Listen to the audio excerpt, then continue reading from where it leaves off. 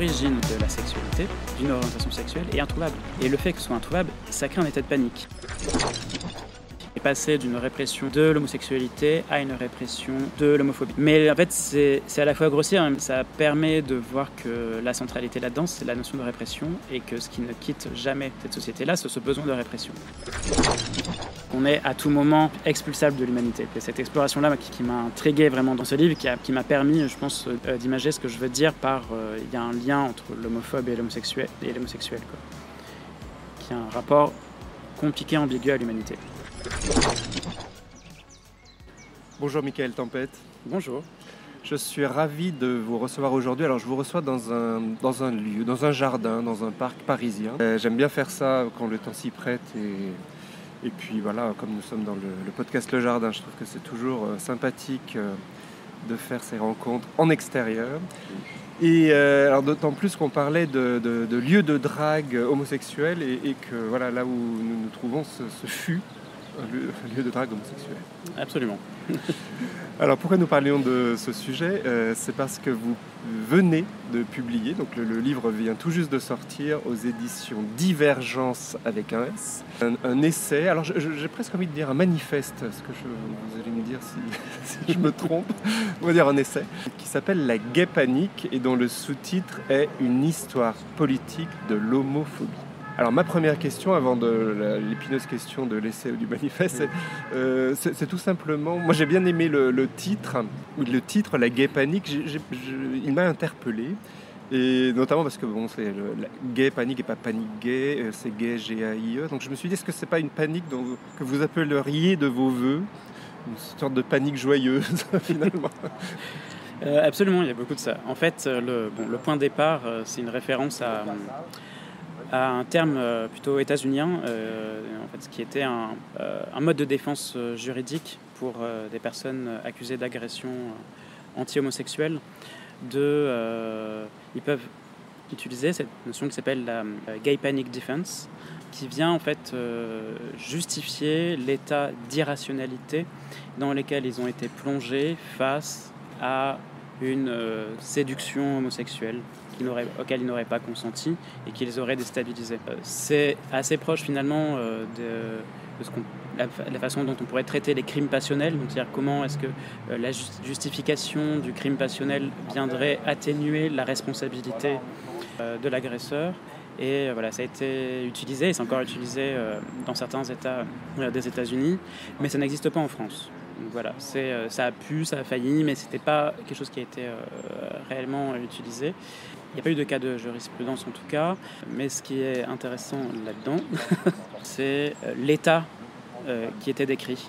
L'état de panique m'intéressait parce que je pense qu'il y a effectivement une part d'irrationalité dans un geste homophobe, qu'il n'y a pas que ça et que ça ne devrait pas forcément déresponsabiliser la personne, mais c'est ça que j'ai voulu explorer, je pense, dans tout le livre.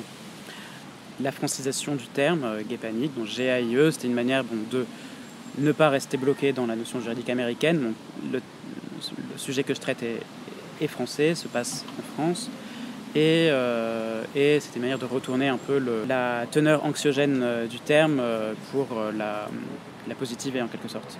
Oui, comme on peut récupérer le mot PD, enfin une insulte, et en faire quelque chose de politiquement fort. Absolument. On pourrait se dire que la gay panique est retourner Ce serait retourner positivement un rapport à l'irrationalité.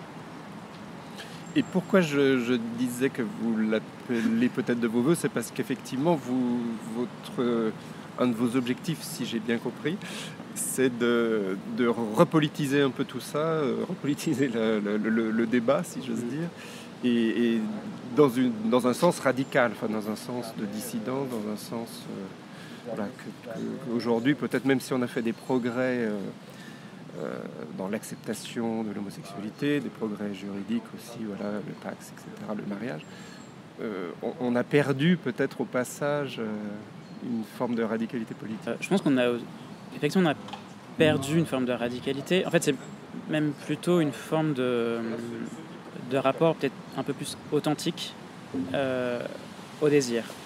C'est-à-dire que le désir homosexuel, ici, a une teneur conflictuelle. Elle ne peut pas être en paix, Et c'est dans la conception même du désir d'être toujours en permanence en conflit avec les normes, mais aussi avec soi-même. On se débat toujours avec son propre désir, on essaye de s'approcher au plus près, de connaître son propre désir et de le nouer avec d'autres.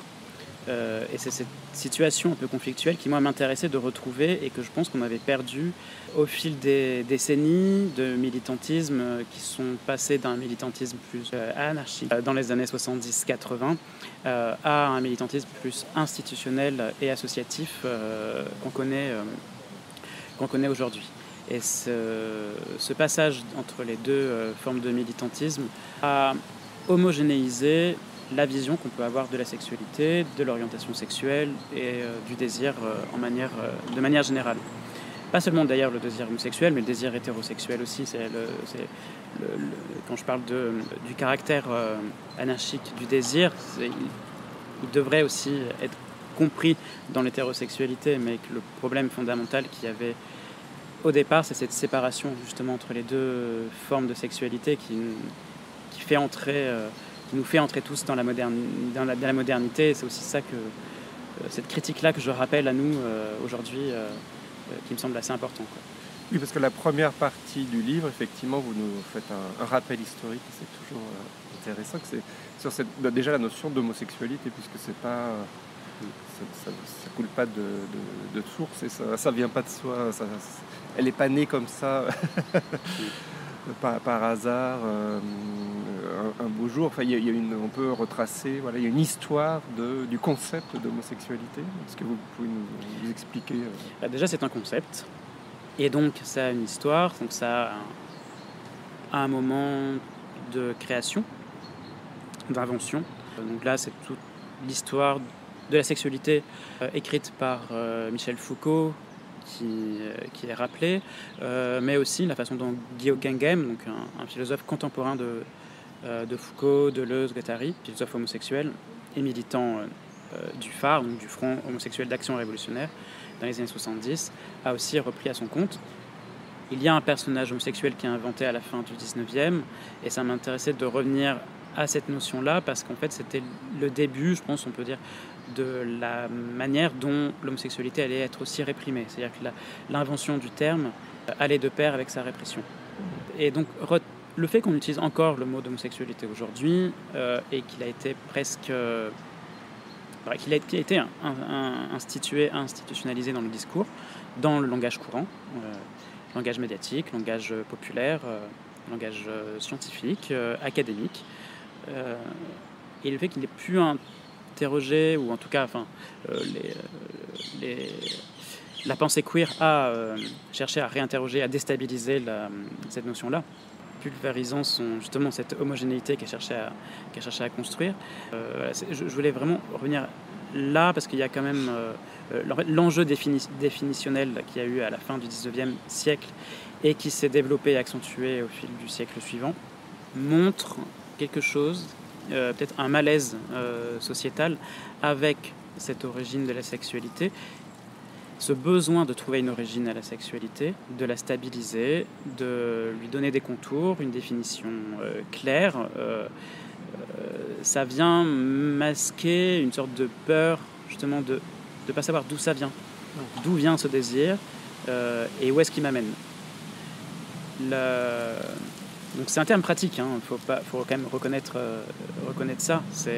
Et pratique au moment de son invention par le journaliste hongrois Benkert, qui l'avait utilisé pour défendre les homosexuels. C'était une notion inventée pour se défendre juridiquement d'une loi qui réprimait les homosexuels, enfin, ce qui n'était pas encore nommé homosexuel, mais qui l'a été par Benkert, et qui cherche à le défendre en revendiquant le caractère inné de l'homosexualité.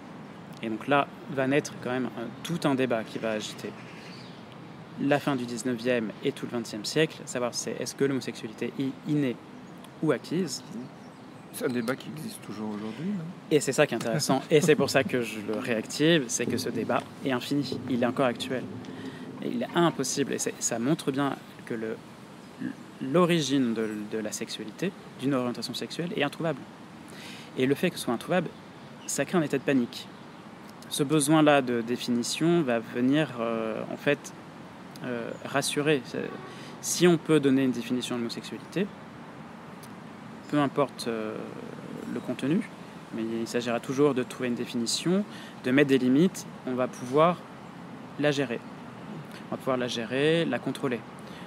Si c'est des caractères physiques, si c'est des caractères de comportementaux ou sociaux, si c'est plus présent dans la bourgeoisie ou chez les prolétaires, ou est-ce que c'est universel. Ça, c'est même nos notions-là qui viseraient à dépasser les limites. Et en réalité, l'universalité a aussi ses propres limites.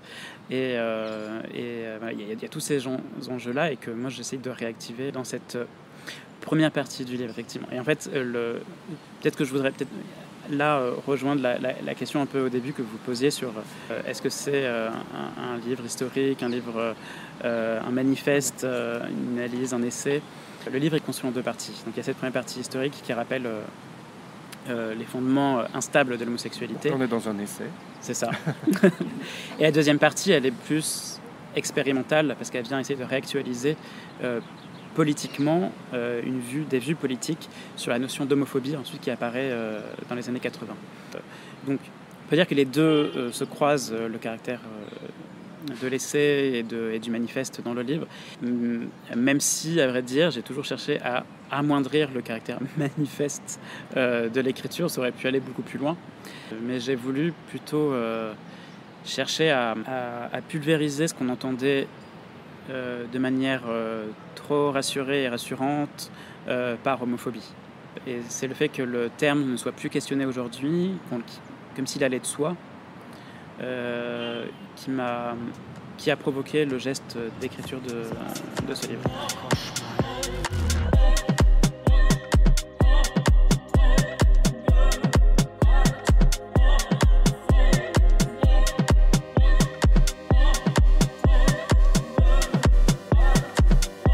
Oui, parce qu'effectivement, donc, je vous ai posé la question sur le terme, enfin le concept d'homosexualité, mais au centre de l'essai, c'est plus l'homophobie, qui lui aussi est un terme encore plus récent, bien sûr. Ouais.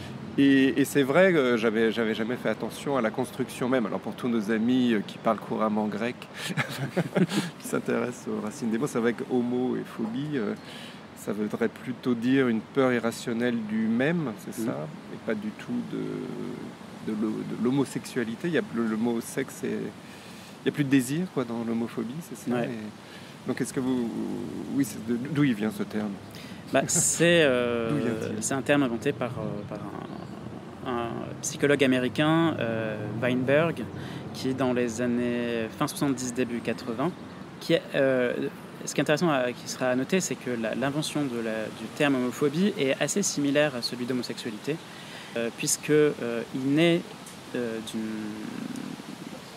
dans le but de défendre à chaque fois les homosexuels. Donc ce psychologue voulait en fait que le terme d'homophobie entre dans le DSM, donc dans le manuel des maladies mentales, des pathologies mentales. Et c'était au moment même où il y avait tout un débat pour faire sortir au contraire l'homosexualité du DSM. Donc au moment où sort... Oui, donc l'homosexuel n'est plus malade, mais c'est l'homophobe. Mais c'est l'homophobe. Et il y a un but louable qui serait celui de défendre les homosexuels, mais ensuite qui va vouloir entrer dans cette dimension dont on ne sort jamais du médical quand il s'agit d'homosexualité. La définition première, c'était de dire que c'était la peur irrationnelle de se retrouver en présence d'une personne homosexuelle dans une pièce exiguë. Une sorte de claustrophobie. C'est un mélange, mais il y a un mélange comme ça et c'est intéressant, le caractère sans issue d'être fatalement confronté à la sexualité de quelqu'un d'autre qui vient l'interpeller. Une gay panique alors. C'est ça. Et en même temps, il a une deuxième définition qui concerne les homosexuels et qui dit c'est la haine de soi, la haine intériorisée de soi des homosexuels. Donc il a ces deux...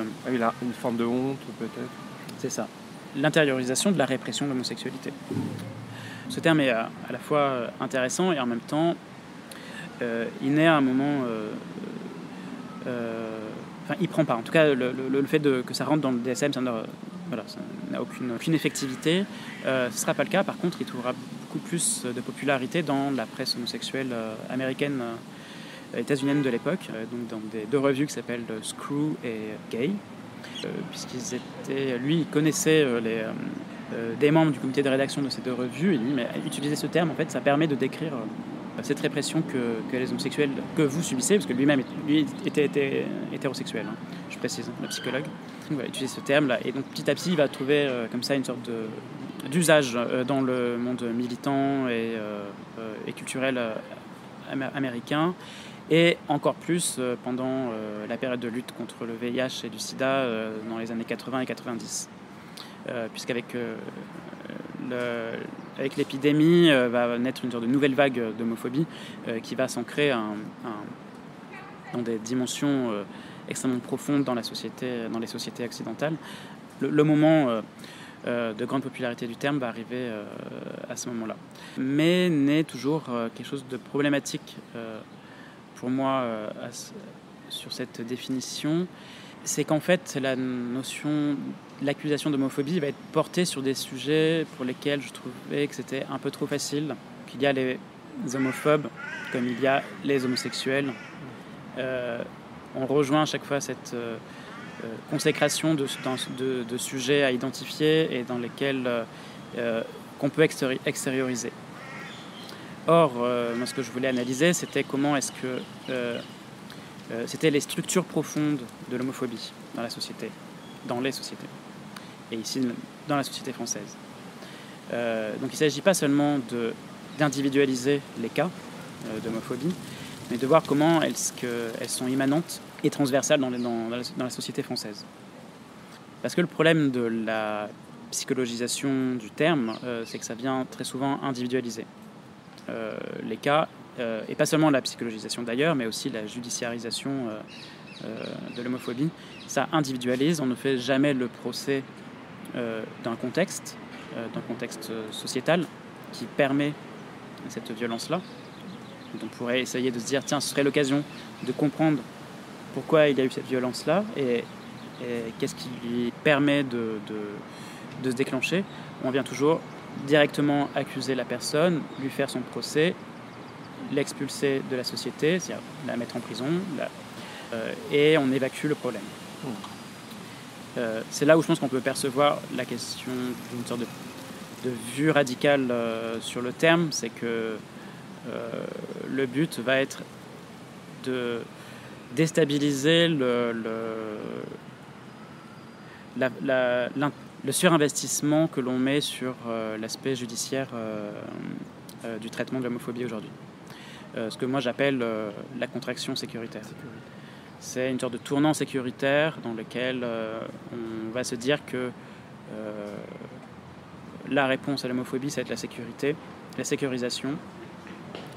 Et on voit bien, je pense que le constat est pour moi assez simple, c'est que plus on sécurise, plus on judiciarise, plus on donne une issue carcérale à cette situation, moins on arrive à endiguer en réalité le problème. Il n'y a jamais eu autant là, de vagues d'agressions anti-homosexuelles au moment même où on a des lois qui permettent aujourd'hui d'enfermer les gens en prison. Il y a une loi qui fait de l'agression homophobe un caractère aggravant par rapport à d'autres agressions. Et donc c'est paradoxal parce qu'on est passé d'une situation donc on chassait un peu, on voulait chasser en tout cas l'homosexualité du corps social, enfin, ou de la visibilité dans la société, à un moment où on va donc plutôt essayer de chasser l'homophobe, mais c'est pas si simple que ça, quoi. Je pense que parfois pour le décrire un peu grossièrement, je l'explique effectivement comme ça. On est passé d'une répression de l'homosexualité à une répression de l'homophobie.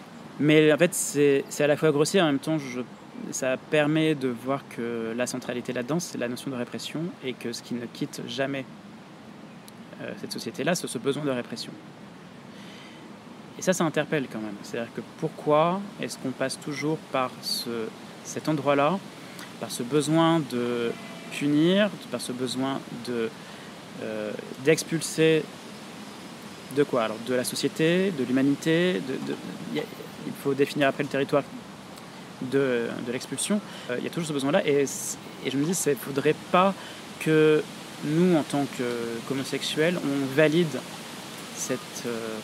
ce principe-là, cette méthode-là, qui est en fait sournoisement, c'est un peu comme ça qu'on rejoint des politiques qui nous sont en réalité fatales. Des politiques que je dirais, moi, nationalistes, conservatrices, nationalistes, ultralibérales aussi, parce que cette pensée-là, elle ne concerne pas que les grands méchants de l'extrême droite, elle traverse aussi. Je pense que c'est quelque chose qui arrivait en France avec le Parti socialiste, dans les luttes LGBT. À la fin des années 90, début 2000, ce tournant sécuritaire, il arrivait avec le Parti socialiste et notamment, je pense, en termes de discours, en termes de calendrier électoral. Les mouvements LGBT, donc, je rappelle que fin 90, début 2000, qui sont très polarisés autour du tissu associatif et notamment des centres LGBT dans les grandes métropoles françaises. Et à Paris plus précisément, qui est un peu où chaque année la marche des fiertés est organisée et qui est le moment le plus médiatisé des politiques homosexuelles LGBT. Différentes associations composent ces centres LGBT et ces inter-LGBT, cette inter-LGBT qui visera à organiser les marches des fiertés. C'est le moment le plus médiatique, c'est le moment où les slogans vont être importants, où ce qui est inscrit sur les banderoles vont être déterminantes, les discours médiatiques aussi. Et une association comme Homosexualité et Socialisme, une sorte de succursale LGBT du Parti socialiste, dans des intentions louables, vont œuvrer à l'intérieur de cette organisation des marches des fiertés et vont peu à peu influer sur les mots d'ordre. Donc là, il y a c'est une sorte de normalisation. C'est clairement la normalisation à la fois du discours, mais aussi des moyens de militer. Donc là, c'est un sociologue qui s'appelle Hugo Bouvard qui a travaillé là-dessus, sur lequel je me base pour essayer de décrire comment est-ce que cette répression a été aussi portée par ce qui nous paraissait proche politiquement, par ceux qui prétendaient nous protéger. En 2000, ce qui va être intéressant de voir, c'était le changement de discours qu'il va y avoir, cette permutabilité qu'on je disais sur la répression de l'homosexualité qui passe d'une répression de l'homophobie. Ce qui est inscrit sur la banderole en 2000, c'est l'homophobie est un fléau social. Le fléau social, c'était un terme qui était utilisé dans les années 60, en 1960, pour parler d'homosexualité.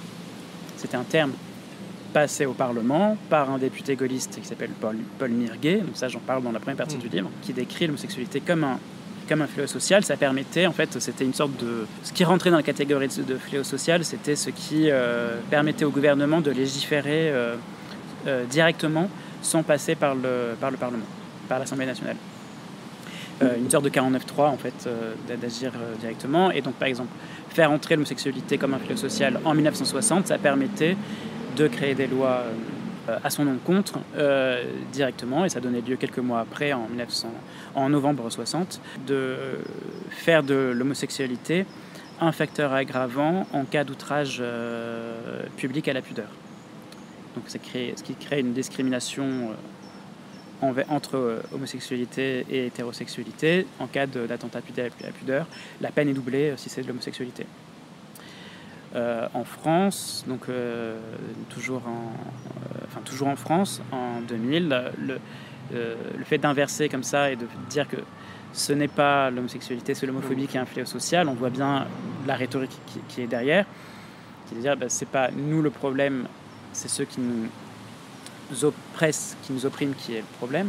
Mais en fait, ça va déboucher quelques années plus tard sur faire de l'homophobie un facteur aggravant en cas d'agression. Donc il y a une sorte de construction en miroir qui permet de voir pour moi le code pénal comme en fait c'est enfin, pour moi c'est en fait c'est Guy Hockenheim le décrit très bien dans un texte qui s'appelle Vers la rationalisation du code pénal, qui en fait qui décrit le code pénal comme un tableau sans cesse retouché et dont on ne fait que déplacer sans cesse le lieu de la répression. Et je trouvais ça assez beau comme description. Et effectivement, c'est assez parlant sur le fait de toujours associer comme ça toujours quelque part un enjeu sécuritaire avec l'homosexualité. L'homosexualité ne quittera jamais un lien sécuritaire dans sa construction, dans la société française. Que ce soit contre elle, pour la réprimer ou pour la protéger. Donc c'est ça qu'il faut que je travaille tout au long du livre et que j'essaye de dynamiter pour qu'on puisse à nouveau réenvisager peut-être d'autres définitions de l'homophobie ou d'autres caractères de l'homophobie qui puissent fournir des lectures nouvelles et nous remettre, de ne pas déléguer en fait cette tâche d'affronter les répressions que nous subissons ou les agressions que nous subissons. Et c'est vrai, notamment cette gestion sécuritaire de l'homophobie, ça va amener petit à petit à des choses comme l'homonationalisme, par exemple, ou un trop de police aussi. Alors, c'est deux choses différentes, mais j'aimerais bien que vous définissiez l'homonationalisme. C'est une notion assez récente et qu'il est important de comprendre. Absolument. Et qui est d'une très grande actualité, en voilà. plus. Alors, l'homonationalisme, c'est un concept qui a été inventé et développé par Jasbir Puar dans un livre qui s'appelle Homonationalisme et qui, en fait, décrit un peu les adhésions consenties des individus et des associations LGBT aux politiques nationalistes. Politique nationaliste. Donc ça a été, elle avait travaillé ce terme plutôt d'un point de vue états-unien sur après le 11 septembre, comment est-ce que les droits LGBT vont servir de bouclier contre des sociétés donc perçues comme menaçantes de l'extérieur, donc qui étaient à ce moment-là les pays islamistes musulmans perçus comme une menace, et les questions LGBT vont servir un peu de bouclier entre les sociétés dites civilisées, libérales, occidentales, et les sociétés barbares, musulmanes, étrangères de l'autre. Et en fait, ce qui est intéressant, c'est que ça ne va pas être seulement en fait, des politiques nationalistes, des politiques gouvernementales, c'est que c'est aussi des politiques qui sont reprises par les LGBT eux-mêmes. Donc c'est d'où la contraction entre homo et nationaliste, qui donnera donc homonationaliste. Et si je disais que c'était une grande actualité, c'est que c'est quelque chose qui est en train c'est pas nouveau en France, mais disons que ces derniers mois, il y a la constitution quand même d'un groupe autour de figures, on va dire, d'influenceurs et d'influenceuses LGBT, non, pas LGBT, LGB, pas T, donc pas trans, autour de figures comme Mila, qu'on a pu connaître du harcèlement qu'elle avait subi sur les réseaux sociaux, et de Yohan Power, qui est un influenceur aussi, et en fait qui se revendiquent tous de droite et d'extrême droite, et qui assument aussi leur homosexualité. Contrairement à des figures comme Florian Philippot, dont on connaît l'homosexualité, mais qui ne politise pas conjointement son homosexualité avec ses idées nationalistes. Contrairement à Gabriel Attal, qui ne conjugue pas son homosexualité avec ses politiques autoritaires et libérales. Là, par contre, il y a une conjonction qui est faite pour ces personnalités d'extrême droite, de conjuguer une vision de l'homosexualité et une vision du nationalisme ensemble. Cette vision-là, elle a grosso modo deux ennemis, l'islam et le wokisme. Ou le wokisme ou bien l'idéologie LGBT, ce qu'ils nomment l'idéologie LGBT. Et c'est assez intéressant d'appréhender ça, et même un peu confondant. Et il s'est même produit à la Marche des Fiertés de cette année, donc de juin 2024, une sorte d'altercation. Ce groupe-là essaye de se constituer en groupe et voulait faire un happening pour se faire connaître à la Marche des Fiertés.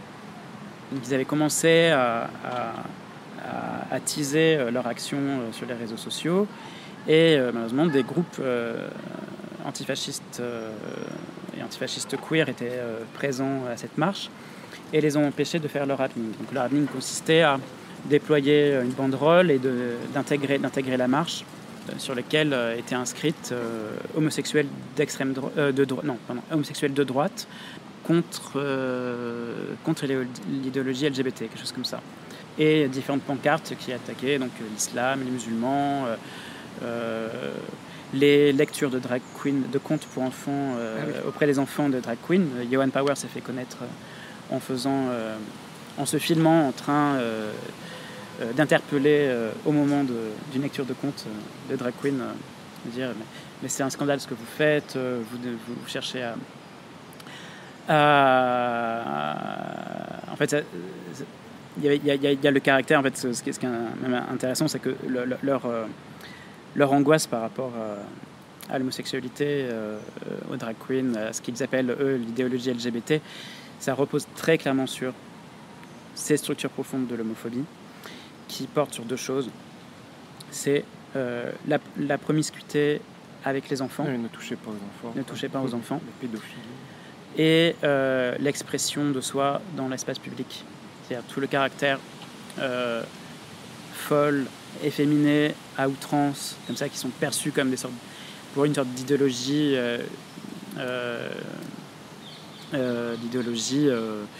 sans vertu et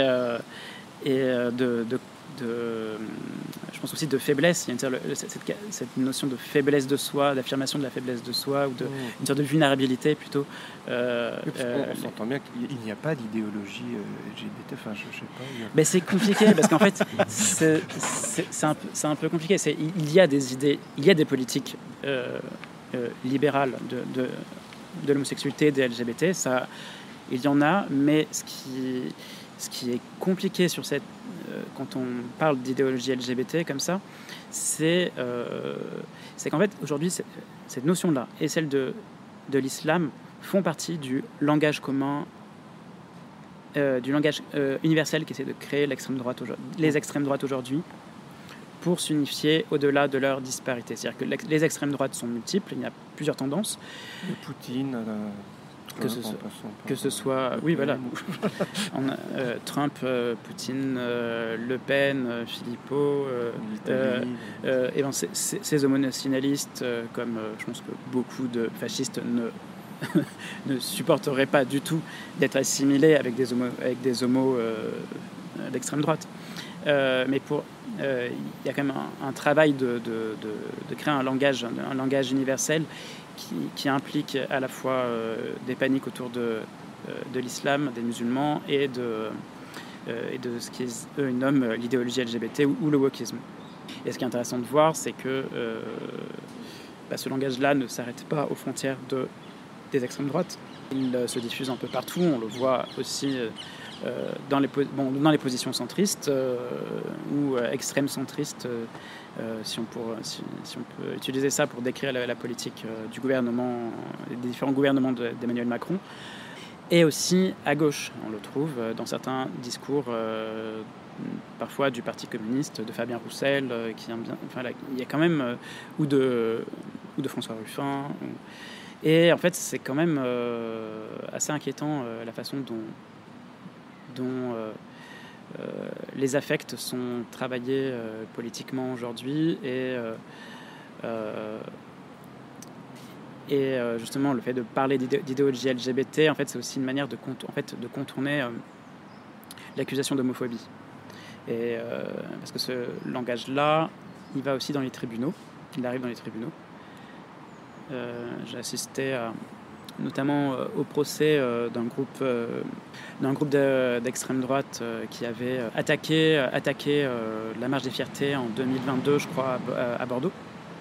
Attaqué, qui avait fait un happening, pareil, ouvrir une banderole fumigène, des signes, le bras tendu nazi, et était écrit sur la banderole Stop folie LGBT, protégeant nos enfants. Et en fait, la défense, elle portait sur comment faire tomber le facteur aggravant d'homophobie. Il ne faut pas revendiquer le caractère homophobe du geste, mais dire que c'est une expression politique.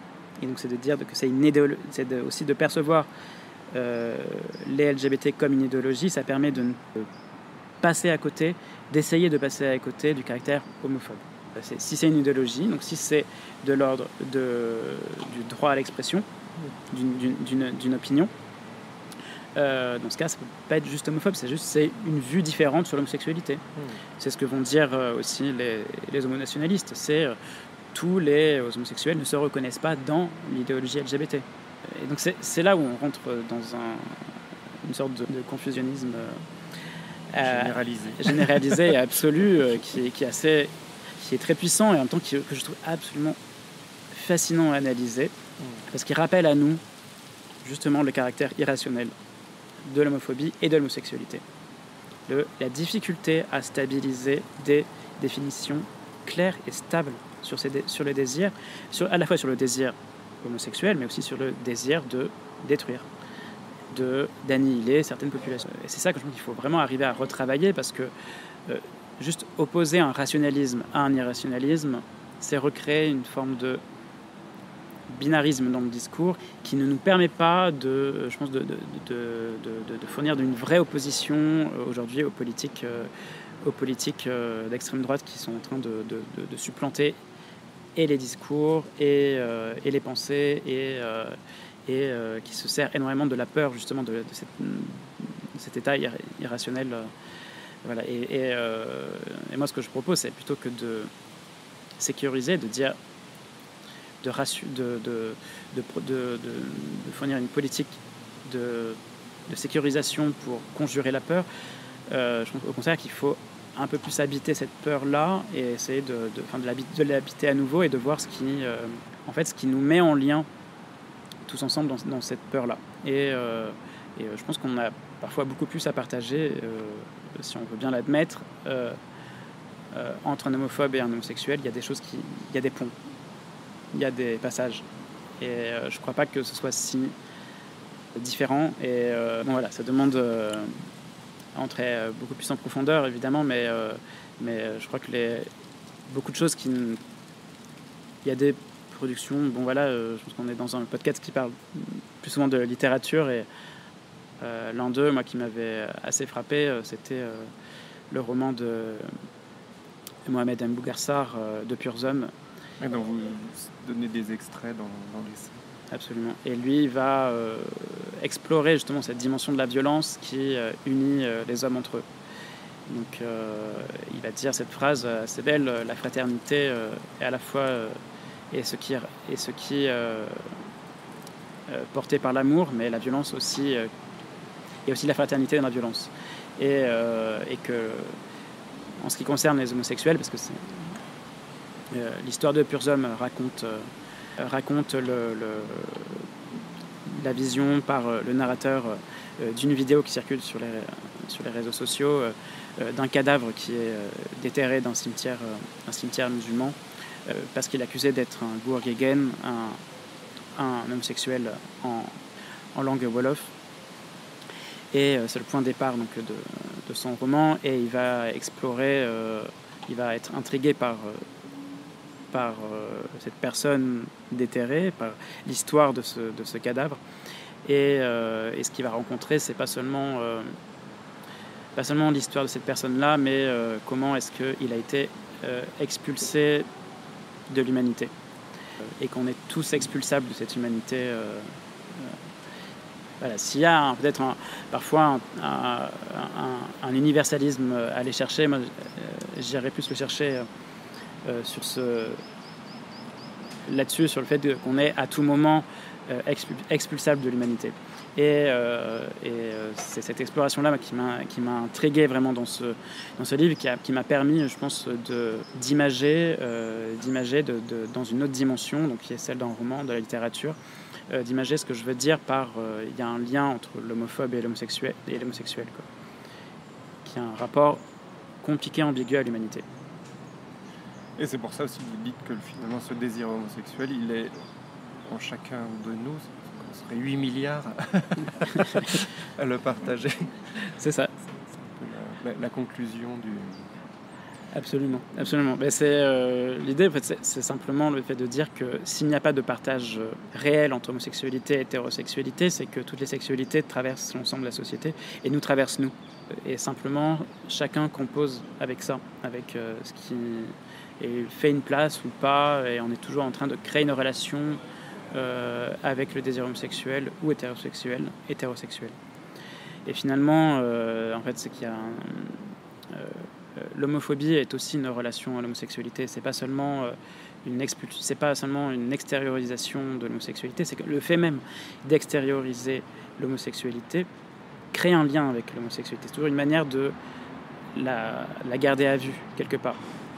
Et donc c'est recomposer son rapport à ça, et pourrait en tout cas trouver d'autres manières de l'envisager, qui ne soit pas simplement sur le fait de dire on est tous homosexuels, c'est plutôt on a tous un rapport au désir homosexuel. Et voilà, je préférerais en tout cas le dire comme ça, parce que ça permettrait de ne pas essentialiser non plus les choses dans les individus, et de laisser une certaine marge de liberté avec ça pour chacun de nous. Je vous remercie, Michael Tempête. Je pense qu'on va s'arrêter là et engager nos auditeurs et nos auditrices à lire votre essai, donc, La Gay Panique. Mais avant de se quitter, j'aime bien aussi poser la question aux auteurs d'autres conseils de lecture. Parce que je sais, alors, notamment à la fin de l'essai, il y a donné beaucoup de références. Alors, là, c'est conseils libres, hein, on n'est pas obligé de rester sur des essais ou d'aller plutôt du côté de la littérature. Donc, De purs hommes, hein, vous avez bien noté, de Mohamed Mbougar Sarr. C'est ça. Mais est-ce que vous auriez d'autres conseils de lecture pour nous ? Il y en a un, c'est un théoricien queer que j'aime beaucoup, qui s'appelle Lee Edelman, qui a écrit, donc il y a un livre de lui publié en français, traduit en français, qui s'appelle L'impossible homosexuel, publié aux éditions Eppel, et qui en fait c'est un lacanien queer, et qui c'est de lui dont je reprends cette notion du caractère un peu anarchique et illogique de l'homophobie et de l'homosexualité. Il assume pleinement cette part-là du désir homosexuel et de ce désir en perpétuel conflit. Et il y a de très beaux textes. Donc, L'impossible homosexuel, c'est plusieurs articles qui sont rassemblés dans ce livre-là. Il explore à la fois ça dans un point de vue psychanalytique, à partir de Freud et de Lacan, mais aussi James Baldwin. Il y a un formidable chapitre sur la littérature de James Baldwin, qui aussi montre les entrelacs, l'entrelac qu'il y a entre le désir homosexuel et la racialité, la race, et qui sont assez formidables voilà. Et aussi James Baldwin, du coup. Guy Hockenheim, peut-être aussi. Guy Hockenheim, évidemment. Ouais, c'est tellement ancré dans ce livre-là que oui, le désir homosexuel, qui est un peu la base, en fait. C'est un peu, pour moi, ça a été la base, et c'est par lui que les choses ont commencé théoriquement et politiquement pour moi. Voilà, plein de choses à lire. Je vous remercie, Michael Tempête, et je rappelle une dernière fois le nom de votre essai, La Gay Panique. C'est les éditions Divergence avec un S. À bientôt. À bientôt, merci. Et voilà, c'est déjà fini. Merci beaucoup, chères auditrices et chers auditeurs, d'avoir passé un moment avec nous dans Le Jardin, un podcast littéraire. S'il te plaît, dessine-moi un écrivain. Je suis François-Xavier Robert. Ce podcast n'aurait pas été possible sans l'aide précieuse de Julien Oran au mixage et à la création musicale. Si vous avez aimé ce podcast, n'hésitez pas à laisser un commentaire, à le partager, à vous abonner.